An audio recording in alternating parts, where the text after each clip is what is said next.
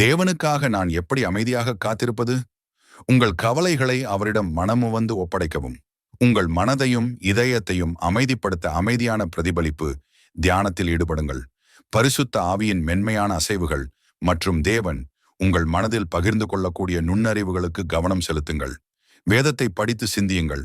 அவருடைய செயல்பாட்டை நீங்கள் உணர முடியாத போதும் அவர் இருக்கிறார், செயல்படுகிறார் என்று நம்புங்கள்.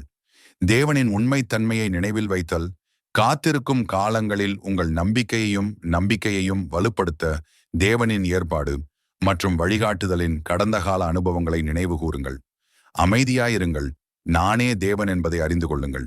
தேவன் ஒரு பெரிய காற்றிலோ அல்லது பூகம்பத்திலோ அல்ல, மாறாக அமைதியான மெல்லிய குரலில் சந்திப்பார். ஏசாயா அத்தியாயம் 40:31. கர்த்தருக்கு காத்திருக்கிறவர்களோ புதுப்பெலன் அடைத்து கழுகுகளைப் போலச் செட்டைகளை அடித்து எழும்புவார்கள்.